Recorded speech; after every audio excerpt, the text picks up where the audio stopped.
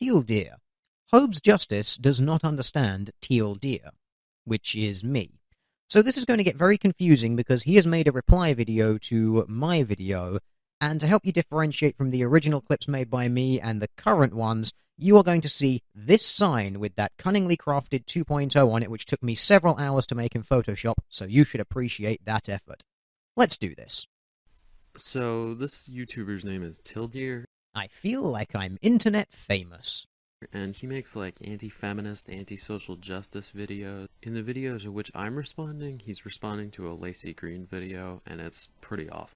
And you cunningly remove all of Lacey Green's samples in this, so it's even easier for you to take everything that I say completely out of context. Now, the caveat to this is I have issues with Lacey Green. I just think Tildeer's objections to her and arguments that he makes are terrible. Insert overly dramatic gasping sound here. Also, there's a trigger warning for discussions of rape in this video. Oh no, we're going to be discussing things that happen in the real world. If this upsets you, quickly flee to your Tumblr panic room. I, on the other hand, would like to add my own trigger warning here for people who are using headphones, because apparently this guy has absolutely no idea how to balance audio levels in his videos in editing, so I'm going to be trying to do that for him. Apologies if I kinda screw up a little bit. Teal deer. Lacey Green does not understand feminism. Let's look at why, shall we? And stereotypes exist for a reason. Just because there might be some kind of flawed reasoning behind stereotypes doesn't make stereotypes okay. It's not exactly flawed reasoning when there is actual evidence that those stereotypes are true, which kind of stops them from being stereotypes and makes them true. You can shout, "No fault, no fault, not all feminists are like that," as much as you like. But the reality is, if people behave in that way and associate themselves with that label, everyone who associates with that label is going to be associated with those people. You would. Secondly, those definitions that you have up on the screen really do not accurately reflect feminism and are much more of an egalitarian sentiment. I actually agree with this. The definitions that Lacey Green offers are lacking. It's a funny rebuttal video when you agree with what I'm saying. I really hope that you're not now going to list a load of first world problems or issues that don't even affect women and tell us that somehow feminism is going to save us all. Hello, not as bad fallacy. Just because there are problems that are worse elsewhere does not invalidate criticism of those problems in the US. So giving you a sense of scale is now considered a logical fallacy. Because as we all know, girls in the third world being abducted, gang-raped, and then sold into slavery is just as big an issue as how far apart a man keeps his knees on public transport in the first world. Received sex education in a public school. At no point was it mentioned that when a woman has sex, she actually loses a part of herself. If anything, this is systemic of showing that women massively overvalue their own sexuality and indeed their own virginity. And why do you think this is, Tealdeer? Could it be cultural forces? What's your explanation for why this is happening? I'm not exactly sure what your position is. I'm assuming that because you asked me the question, could it be cultural, that you are implying that it is cultural. However, you have provided no evidence of that being the case. I, on the other hand, have provided another video on my channel that proves my position using scientific evidence. You should probably go check that out. Now, there's an especially ironic part of this video that I'm going to show now, because it's sort of hilarious in contrast with the previous clip. So, anecdotal evidence is anecdotal.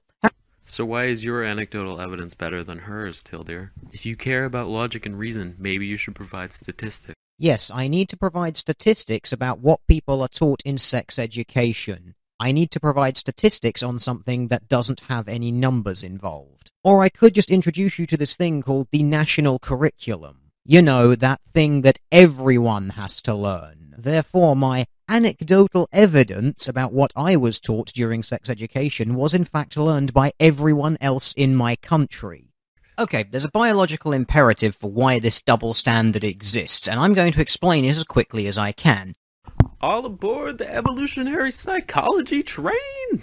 Now, I'm going to cut you off mid-sentence here because apparently you have no idea how to actually edit audio in your videos. But yes, there are such things as biological behaviors. Unless you are seriously suggesting that newborn babies root for food and cry for help, and that was a socially conditioned and culturally reinforced behavior. Seriously, who's the scientist that you're going to cite? For men, in nearly all societies throughout time, men have been the ones to approach and initiate contact in regards to pretty much anything when it comes to reproduction. You said societies. I thought this was biological, Tildeer. That indicates cultural factors. Once again, I'm going to have to cut you mid-sentence because you still have no idea how to edit audio in your videos. You are aware that evolved biological behaviors as a result of successful breeding programs and strategies are what form societies, right? And once again, I'm going to take a quick chance here to plug my video based on biological behaviors. One that you really should have watched before making this video reply, either in humans or in other animals. It is their biological role to seek out females and... Yeah, we know how this bit goes, let's just skip to the end of it. Logical decisions about their life. Not only is this the is-ought problem, where Tildeer is trying to make statements on how things ought to be by merely how they are, or is, it's evolutionary psychology.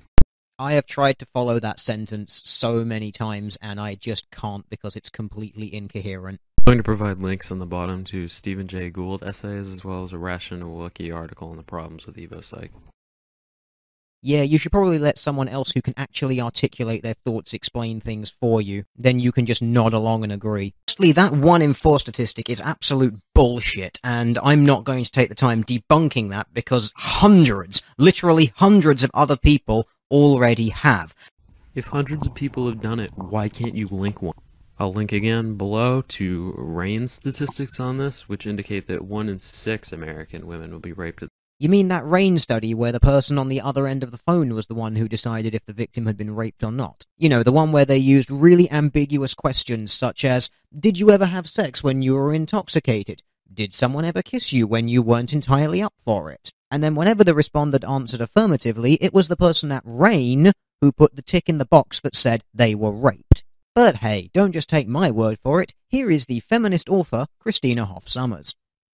Now, one important thing to note here, while she is talking about a study conducted by the CDC as opposed to one conducted by RAIN, it is kind of important to point out here that RAIN and CDC both used very similar research techniques when they came up with their numbers, which is why the 1 in 4, 1 in 5, 1 in 6 figures are all so shockingly close and totally at odds with actual crime figures. The 1 in 5 rape figure comes from the National Intimate Partner in Sexual Violence Survey, released in 2011 by the Centers for Disease Control. Now, newspapers everywhere carried the alarming news. The CDC survey reported that in the United States in 2010, approximately 1.3 million women were raped and an additional 12.7 million women and men were victims of sexual violence. Now, former Health and Human Services Secretary Kathleen Sebelius hailed the report for giving what she called a clear picture of sexual violence in the United States. But was it a clear picture? First of all, the agency's figures are wildly at odds with the official crime statistics. The Justice Department's annual crime survey, which is the gold standard in crime research, it reports that there were about 188,000 rapes and sexual assaults in 2010. Where did the CDC find more than 1 million and nearly 14 million victims of sexual violence that professional criminologists somehow overlooked? It found them by using a poorly constructed telephone survey with a low response rate and a non-representative sample of respondents. No one interviewed was asked if they had been raped or sexually assaulted. Instead of such straightforward questions, the CDC determined whether the responses indicated sexual violation. Now, 61.5% of the women the CDC projected as rape victims in 2010 experienced what the CDC called, quote, alcohol and drug-facilitated penetration. Now, what does that mean? I mean, if a woman was unconscious or incapacitated, then every civilized person would call it rape. But what about sex while inebriated? I mean, few people would say that intoxicated sex alone constitutes rape. Indeed, a non-trivial percentage of all customary sexual intimacy, including marital sex, probably falls under that definition. In short, by using a non-representative sample and vaguely worded questions, the CDC yielded the 1 in 5 lifetime rate and the 1.3 million female rape victims per year. Thank you very much, Miss Sommers. And because she's a feminist and a woman, I guess I'm just going to have to listen and believe. Secondly, I defy you to find a single court case in which the defense, what was she wearing, has actually affected the outcome. Lacey Green is not saying court cases. She's talking about society's reaction to rape victims when they say that they've been raped. Oh look, it's almost like you're accusing me of making a straw man argument. The cool thing about this is that Lacey Green never actually proved that that is public consensus in every rape case. Finding and assessing all evidence when a crime has been committed is actually kind of like the job of police, including, in some cases, asking them what they were wearing. For example, if you tripped and fell while you were running and a police officer asks, "What were you wearing?" and you respond with, "high heels," there is no victim blaming in that question. It is merely people trying to find out how the situation came about in the location that it did.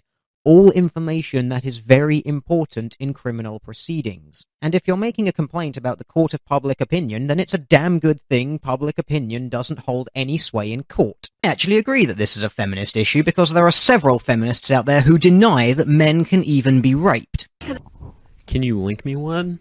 And then after you do that, can you show why they're representative of all feminism? Well, I think the entire country of India is a good place to start. They have actually legally determined that men can never be raped, and it was entirely at the behest of feminists. As for proving that it's representative of the entirety of feminism, you really don't get why this series is entitled X Doesn't Understand Feminism, do you? I use feminists' own arguments to point out the glaring inconsistencies in their own feminist rhetoric, from one individual to another.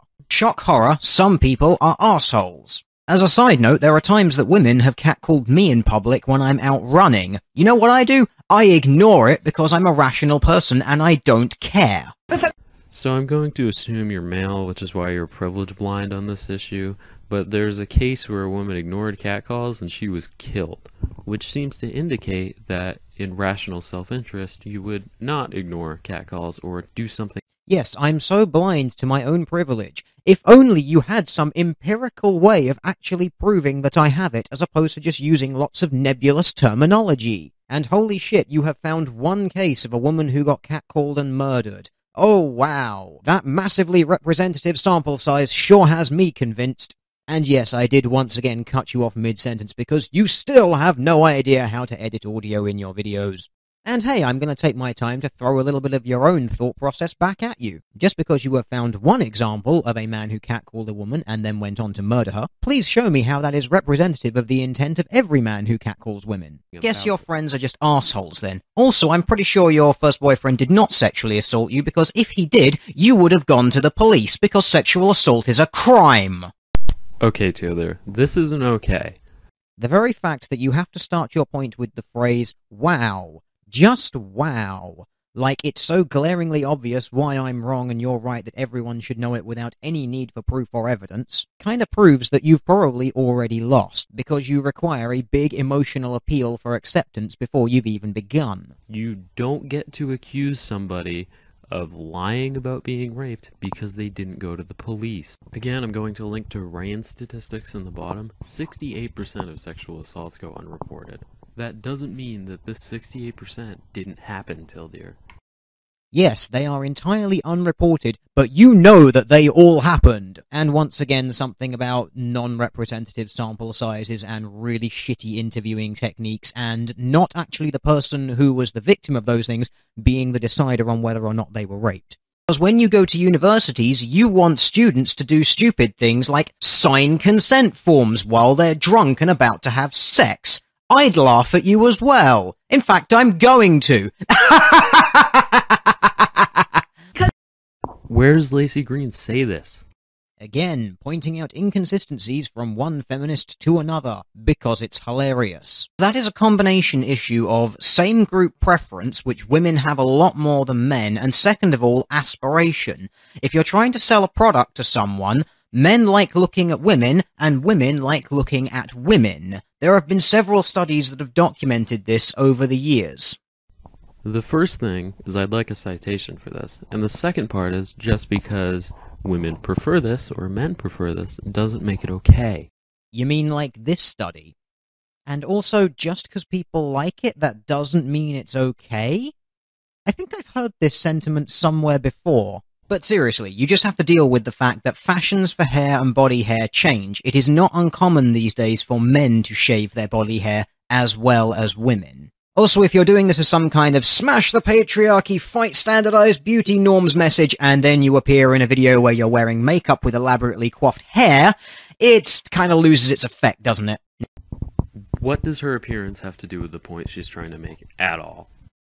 I don't know, maybe we should look at what was said before you decided to take my statement entirely out of context. Because this shocks and terrifies people. I'm not even kidding. You should see some of the looks that I get. So her complaint is that there is a general societal standard that women should shave their bodies, and she is fighting against this standardized beauty norm. And yet, in the same video, she has styled hair and makeup, showing that she is in fact supporting the standard beauty norm. And you don't see why this is a bit hypocritical, even a little? No, of course you don't. And now if you'll excuse me, because this has been going on for a while, I think I've earned myself a little bit of a treat. Because this shocks and terrifies people.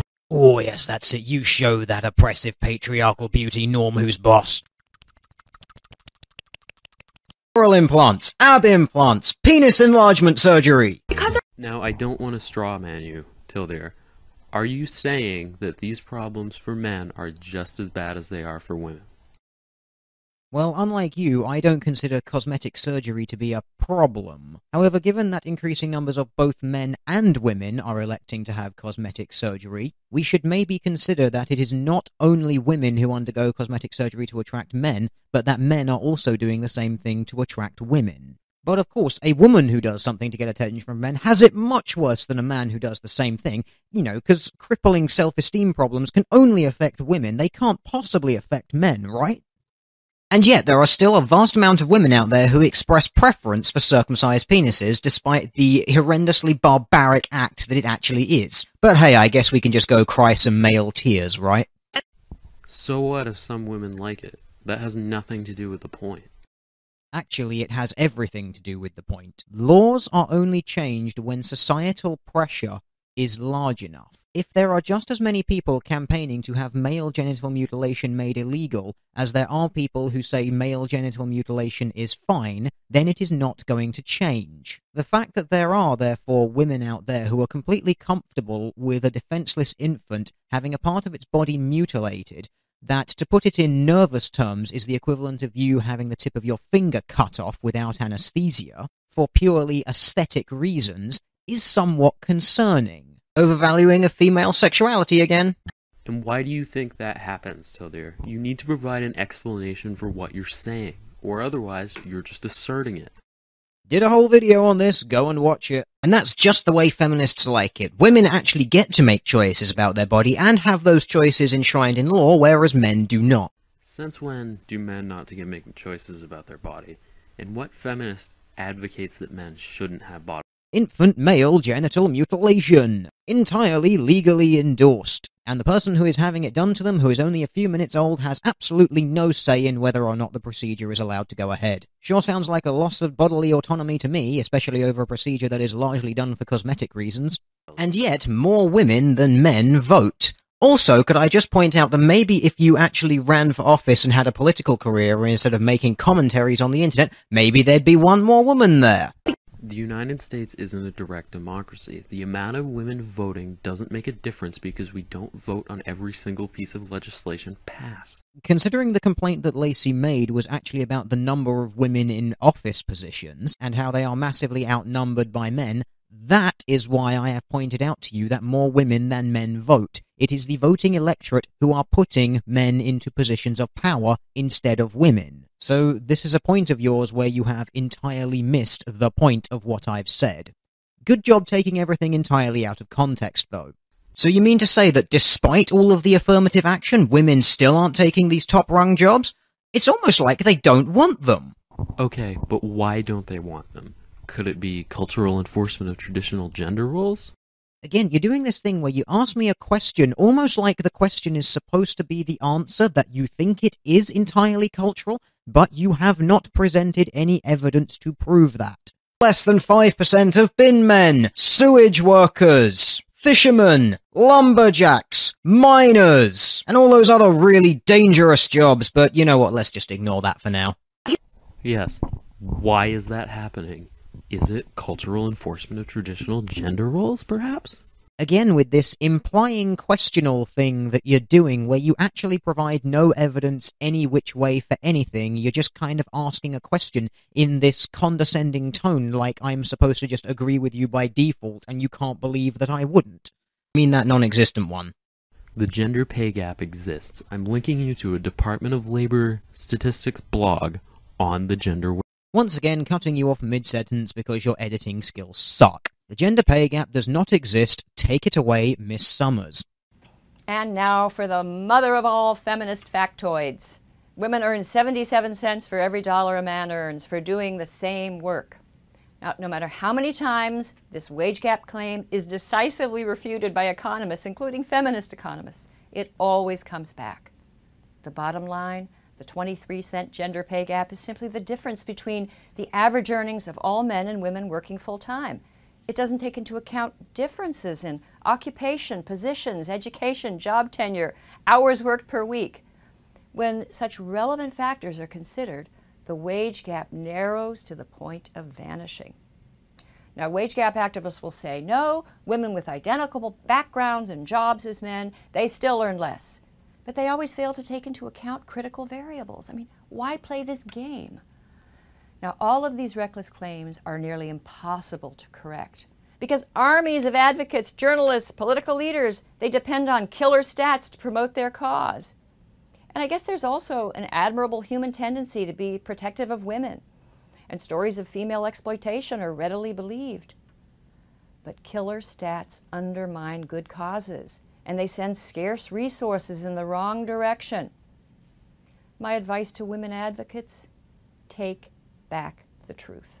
Actually, if they were in the exact same position, they would have earned the exact same amount of money. Okay, look at the link I've provided you. No, they don't, and that's the point. Okay, listen to some economists and people who actually know what they're talking about. It doesn't exist, and that's the point. I think what you're saying here is that by the time a woman reaches 60 and has retired, at which point a man would still actually be working, she would have done something like, I don't know, had kids and taken several years off of work, at which point that large pay gap would actually therefore be entirely accounted for. Also, the adjusted pay gap accounts for this. I have, again, provided you a link that demonstrates this and explains the common misconceptions about the gender wage gap. If you're going to constantly rely on a single source, I would suggest that your single source is actually correct before doing so. Well, if they're in the same workforce as you, they are potentially your competition. What's wrong with that? Men get told that they're in competition with each other all the time. You know what we do? We get on with it and we either win or we lose. I also fail to see how the media telling you something and you being stupid enough to actually believe it is an issue for feminism. Feminism is promoting solidarity. This ties in with capitalism, which encourages this sort of competition and discourages cohesion and solidarity among groups. That is why this is a feminist issue. So you've just said that feminism is encouraging everyone to think the same thing, considering that that is what solidarity actually means. In a society where everyone thinks the same things, nothing will be achieved, because there will be no competition nor need to do so. But hey, thanks for just admitting that feminism is basically just trying to convert the world into a giant clusterfuck hive mind that discourages individual thought. And those gender roles are actually observable from birth. Deal with it. Biological determinism again. I swear you're just like Thunderfoot. Also, is ought problem again? And if you think I'm strawmanning you and these gender roles aren't biological, what is causing them? You compare me to Thunderfoot as if that's supposed to be some sort of an insult. As for what causes behavioral patterns, oh, I don't know. Environments, stimulation, and then these little things that we have in our brains called hormones. You know, those things that you can actively take a syringe of, stick into someone's arm, and pump them full of things, and change how they behave. This is an issue for those people and their decriers, not feminism. Do you know what intersectionality is, TLD? Because with what you just said, it's safe to assume that women can't be asexual, or bisexual, or transgender. I'm going to give you a link about the basics of intersectionality in the description. Yes, I am well aware of what intersectionality is. It's a system based entirely on this idea that no matter who you are always going to be in some way either oppressed by people or be oppressing people. It is a sociological theory invented by feminists. which is why I think it is complete bullshit. And considering it is entirely theoretical and has no actual numbers or tangible results to support any of its theories, I'm just not convinced by it at all. So touting it as if it is some sort of concrete fact is just fucking ridiculous. Gay marriage and the legal rights of trans people are issues for gay people and trans people, not feminists. Because feminists can't be gay or trans? Intersectional feminism seeks to tackle these issues simultaneously. Now you see, things like homosexuality, bisexuality, asexuality, transsexuality, and all of that stuff, I have this belief that those things are all biologically determined within your brain. And you make it sound as if feminism is also something that is determined within your brain when it is not. In those instances, you are first and foremost a homosexual or a transsexual, and second of all, you are a feminist. The first of those things you deal with because you have to, because you have no choice. The second one you don't have to deal with because that is a personal choice. Do not confuse the two. Maybe because it represents the actual demographic of the society in which they live. A citation for this would be nice. Really, I have to give you a citation proving that white people outnumber everyone else in the Western world. Well, that was hard, wasn't it? Getting pissed off at injustice, and then there's getting pissed off over nothing. Can I also point out that when women stop using the "I'm on my period, so I'm allowed to be a bitch" excuse, men will also stop dismissing the times when women are bitches as just saying they're on their period. When did Lacey Green make this excuse for why she's, to quote you, a bitch, Tildir? When did she do? When did I mention Lacey Green in what I said? Oh, that's right, I didn't. Maybe you should stop misrepresenting what I'm saying. In fact, her point was this. It's because when I dare to get pissed off at injustice, I'm just another angry feminist who's on her period. So the point that she's making here is that people will dismiss her behavior, in some cases behavior that may be inappropriate, by claiming that she is on her period. And yet, the excuse of "I'm on my period" is an excuse frequently used by women to get away with inappropriate behavior. And they are so confident that this excuse is completely watertight that they will make jokes about it on the internet, as can be seen here. Hell, even the feminist website Jezebel points out that women use it as an excuse for their behavior. Can you see why I made the point that I did? No, of course you can't. You only believe in equality when it suits you. And yes, all of the massive problems that you've cited come from the third world. Yet you quite happily sit around complaining about problems in the first world, even when you know that there are these atrocities happening elsewhere. Oh hey, it's another worse than fallacy. Relevant links are in the description. Oh hey, look, it's you again trying to convince me that the volume of a man's flatulence, better known as fart rape, is just as bad as a woman being stoned to death for actually being raped. Nice to see that you're keeping all things in relative perspective here. I don't know if I'm going to respond to any more of Tildir's videos because this one was just terrible. Yeah, please don't. You've already made yourself look like far too much of an idiot already.